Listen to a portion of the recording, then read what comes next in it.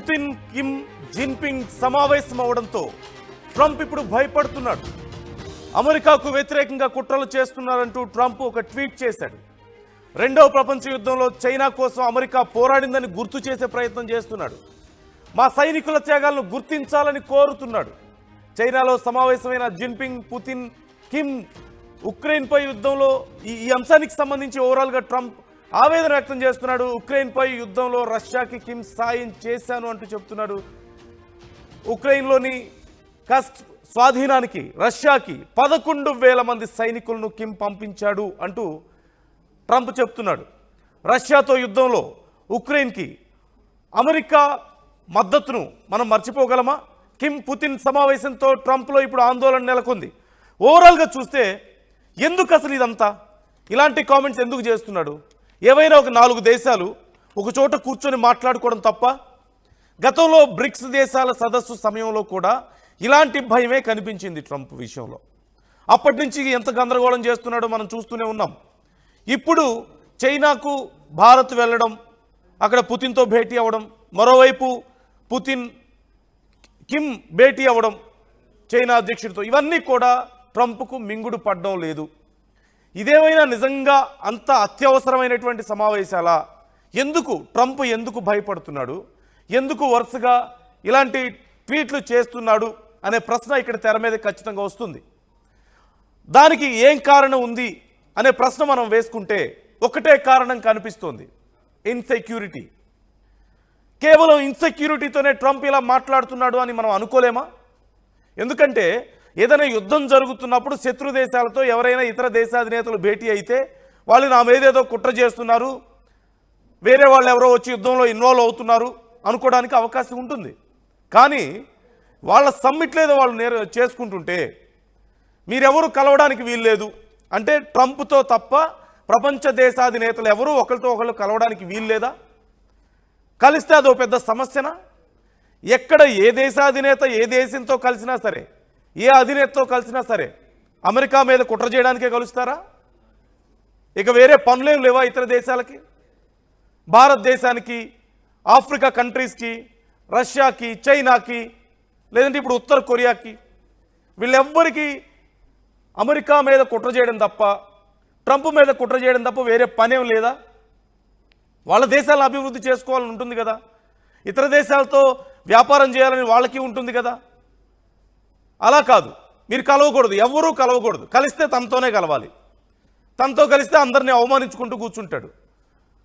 తను చెప్పినట్లు వింటే మంచివాళ్ళు వాళ్ళు, లేదంటే చెడ్డవాళ్ళు. అసలు పాకిస్తాన్ని పక్కన పెట్టుకున్నాడంటేనే ఉగ్రవాద దేశానికి అంత ఇంపార్టెన్స్ ఎందుకు ఇస్తున్నాడు? అక్కడ ఆయిల్ స్టోరేజ్లు పెడతాడా? అవి మళ్ళీ భారతదేశానికి అమ్మాలట. వాళ్ళకి ఆయుధాలు ఇస్తున్నాడు, అవి ఎవరి మీద ప్రయోగిస్తున్నారు? భారతదేశం మీదే కదా. మరి భారతదేశానికి అంత గొప్ప మిత్ర దేశం అనుకున్నవాడు ఇప్పుడు ఎందుకు చేయాలి? సరే, అక్కడ రష్యా ఉక్రెయిన్ గొడవ పడుతున్నాయి. రష్యాతో మేము భారతదేశం డీల్ చేసుకోవడం వల్ల, రష్యా ఆయిల్ కొనడం వల్ల రష్యాకి ఏదో లాభం జరిగిపోతుంది, అది తప్పు చేస్తున్నాం అని చెప్పి అంటున్నాడు. మరి పాకిస్తాన్ మనకు శత్రు దేశంగా, అమెరికా మనకు మిత్ర దేశమే కదా. మన మిత్రదేశం అయి ఉండి మన శత్రు దేశాన్ని తీసుకెళ్ళి, వాళ్ళ సైనిక అధ్యక్షుని తీసుకెళ్ళి వైట్ హౌస్లో కూర్చోబెట్టుకొని చాలా గొప్ప వ్యక్తి అని పొగుడతాడా? పాకిస్తాన్ చాలా గొప్ప దేశం అని పొగుడతాడా? ఒక ఉగ్రవాద దేశాన్ని, ఒక ఉగ్రవాద నాయకుడిని నువ్వు గొప్పవాడివి అని చెప్పి పొగడ్డం ఎందుకు? మరి మన మిత్రదేశం మన కోసం ఏం చేసినట్లు?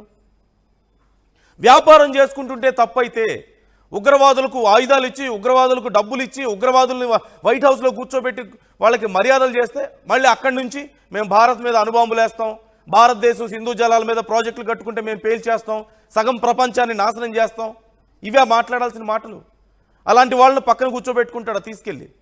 ఏవి నీతిది? ఇంకా ప్రపంచంలో ఏ దేశాలు సుఖంగా ఉండకూడదు, ప్రపంచంలో ఏ దేశాలు వ్యాపారం చేసుకోకూడదు, వ్యాపారం చేసుకుంటే అమెరికాతోనే చేయాలి, అమెరికా ఎక్కువ టారిఫ్లు వేస్తే అవి భరించాలి, నోరు మూసుకొని ఉండాలి, లేదంటే మిగతా వాళ్ళందరూ చెడ్డవాళ్ళు. గతంలో ఎన్ని దేశాలను అమెరికా ఇలాంటి ఒక ఆధిపత్య ధోరణితో నాశనం చేసిందో మనకు తెలియదా? ఉగాండా పరిస్థితి ఏంటి ఇప్పుడు? లేదంటే సిరియా పరిస్థితి ఎలా ఉంది ఇప్పుడు? మనం చూస్తున్నాం ఎన్నో దేశాలను. గడాఫీని ఏం చేశారు? ఇలా ఎన్నో దేశాల్లో ఆయా దేశాల్లో మేమేదో వాళ్ళు ఇన్వాల్వ్ అయిపోయి ఏ దేశం వాళ్ళ మాట వినకపోతే వాళ్ళు శత్రు దేశంగా భావించేసి వాళ్ళు కుట్రలు చేస్తున్నారంటే భావించేసి సద్దాం హుస్సేన్ ఏం చేశారు? సద్దాం హుస్సేన్ మీద కుట్ర చేసి ఆయన లేకుండా చేసిన తర్వాత ఆ దేశం పరిస్థితి ఏంటి? సిరియా ఏమైపోయింది తర్వాత మనం చూసాం.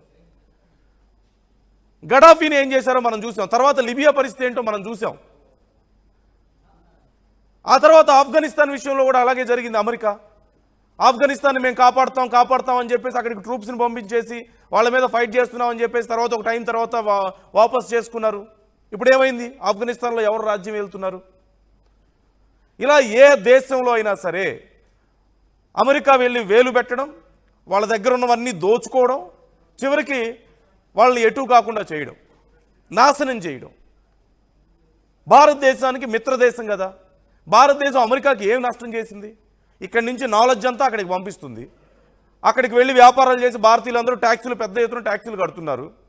స్కిల్డ్ లేబర్ కూడా చాలా చీప్గా అమెరికాకు వెళ్ళి పనిచేసి అక్కడ అమెరికన్స్కి అక్కడ కంపెనీలు ఉద్యోగాలు ఇవ్వకుండా భారతీయులకు ఇస్తున్నారంటే ప్రత్యేకంగా ఏమైనా ప్రేమ ఉందా భారతీయుల మీద?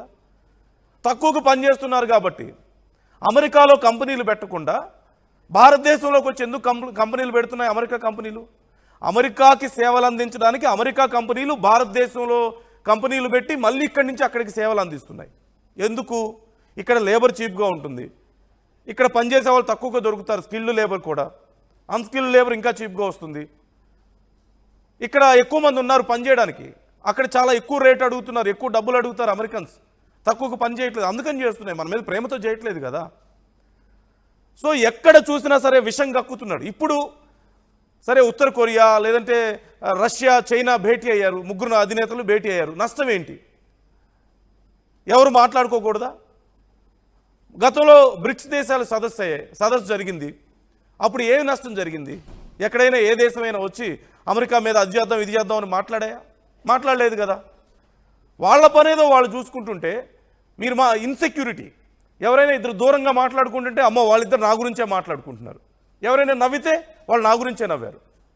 ఎవరైనా ఇంకేదైనా పని చేస్తే అది వాళ్ళు నా గురించే చేశారు. వాళ్ళు బాంబు తయారు చేసుకున్న అమెరికా గురించి తయారు చేసినట్టే. లేదంటే వాళ్ళు బిజినెస్ చేసి బాగుపడ్డా సరే రేపు అమెరికాని డామినేట్ చేస్తారేమో. ఇంకెన్ని రోజులు భరించాలి ప్రపంచ దేశాలు అమెరికా ఈ ఆధిపత్యాన్ని? ఇక ఎన్ని రోజులు భరించాలి ఇలాంటి అధ్యక్షుల యొక్క విచ్చలవిడితనాన్ని? ఇష్టం వచ్చినట్లుగా మాట్లాడతారు, ఇష్టం వచ్చినట్లుగా చేస్తారు. మాట్లాడితే శత్రు దేశాలు, మాట్లాడితే ఉగ్రవాద దేశాలు అంటారు. కానీ ఉగ్రవాదులను తీసుకెళ్ళి పక్కన పెట్టుకుంటారు. శత్రు దేశాలకు బాగుపడకూడదని చెప్పి కామెంట్స్ చేస్తారు. మిత్ర దేశాలు బాగుపడకూడదని కామెంట్స్ చేస్తాడు. మిత్రదేశానికి వ్యాపారం చేయకూడదు, మిత్రదేశం మీద 50% టారిఫ్లు ఎక్స్ట్రా వేస్తాడు. మిత్రదేశానికి కంపెనీలు రాకూడదు అంటాడు. మిత్రదేశంలో ఉండే వాళ్ళకేమో అక్కడికి వచ్చి వాళ్ళే అమెరికాకు ఉపయోగపడుతుంటే వాళ్ళకే ఉద్యోగాలు ఇవ్వద్దు అంటాడు.